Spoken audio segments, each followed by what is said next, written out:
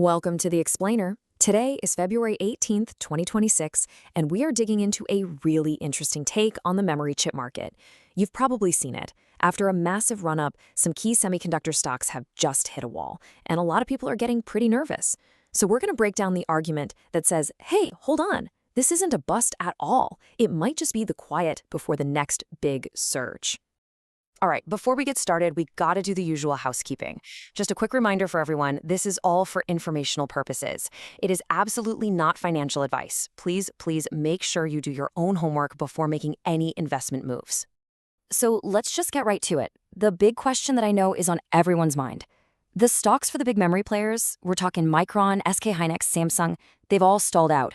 And that nagging fear starts to creep in. Uh-oh, here we go again. Is this just another one of those brutal, painful downturns this industry is famous for? Is the party really over? Well, to get an answer, we have to look at the core idea in the source material we're breaking down today. And the argument is pretty bold. It's basically saying that all those old rules, the boom and bust cycle we all know, they might not apply anymore. Because this time, with AI in the driver's seat, things are just fundamentally different. And here's the main idea in a nutshell. What we're seeing right now, it's not the beginning of the end. It's more like a quick pit stop.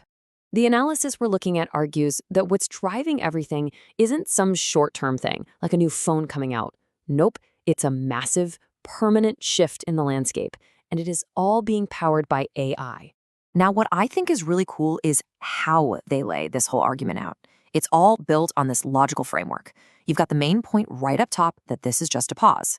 And holding that whole idea up are three key pillars. First, you've got the insane amount of money big tech is pouring into AI. Second, it's not just about more chips, it's about a totally new kind of chip. And third, well, everyone involved is making a lot of money, which just keeps the engine running. So let's break down each of these pieces. All right, let's tackle that first pillar, big tech spending spree. And we have to be really clear here. We're not talking about them just upping their budget a little bit. This is on a whole other level. We are literally talking about one of the biggest, most focused spending binges in the history of tech. Period. And here's the number that just makes you stop and stare. Over $650 billion. That's the planned capital expenditure, Capex, that the huge tech companies are planning to spend on AI infrastructure. It's just a mind-boggling number. We got to dig into what that actually means. So, okay, what does a number that big even mean? Here's the best way to think about it. This isn't money for like a new button in an app or a slightly better phone camera. No, this is them building the absolute bedrock of the future. They're laying down the digital highways and building the power plants for the entire AI economy. For these giants, this isn't optional. It's as essential as keeping the lights on. And just to really hammer home how massive this is, take a look at this.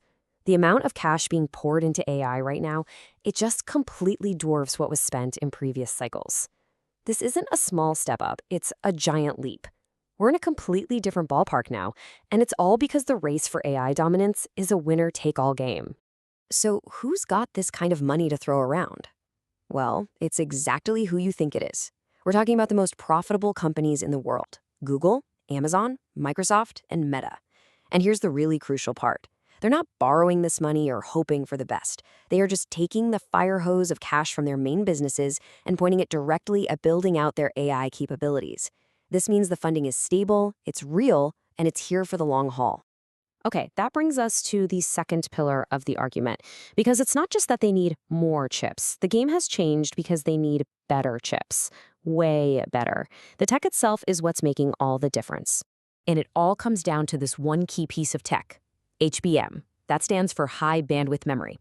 The source used a great analogy. Think of a standard memory chip as a regular garden hose.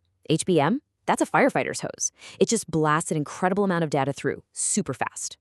It's the high-octane fuel for these AI super engines. You absolutely cannot build a world-class AI system without it. And this is where the money side of things gets really, really interesting. For years, standard memory was, well, it was boring. It was a commodity. Companies would make too much, prices would crash, it was a brutal business. HBM is a whole different animal. It costs a lot more, it makes the chip companies way more money, and here's the kicker. Right now, they can't make enough of it. There's a massive shortage. And if you need proof, just look at this number, 600%. That's the recent jump in DRAM spot prices, which is basically the market screaming that there's not enough supply to go around. This isn't what happens when there's too much stuff sitting on shelves. This is a flashing red light that says demand is just off the charts. Okay, but let's be real. No investment case is a sure thing, right? Nothing is ever that easy. So that brings us to the risks. What could actually go wrong here? The source is pretty upfront about the potential headwinds, so let's dig into what we need to keep an eye on. The analysis gives us a nice little dashboard of things to watch. First up, big tech spending. If you start hearing companies talk about cutting their spending plans in their earnings calls, that's a huge red flag. That's your first sign that demand might be softening. Second, you gotta watch those dream prices we just mentioned. If they start trending down, that could mean supply is finally catching up, or worse, that warehouses are starting to fill up. Think of these as the vital signs for the health of this whole thesis.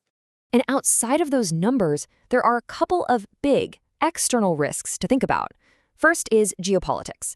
The source makes an interesting point. What happens if the Korean chipmakers start making more money than their American big tech customers?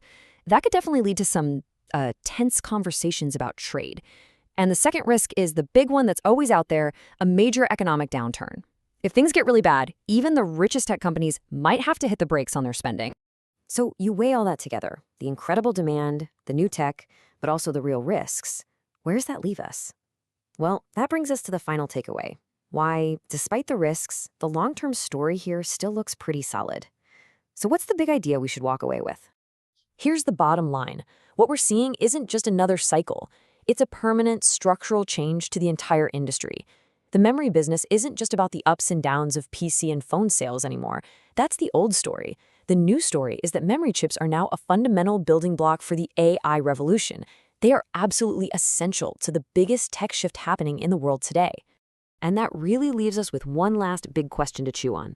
If the source is right, and this flood of AI investment is here to stay, if it's really a permanent part of the landscape now, then the question stops being if this market will grow. The real question becomes, who's going to win? Who are going to be the giants of this new era of the next 10 years?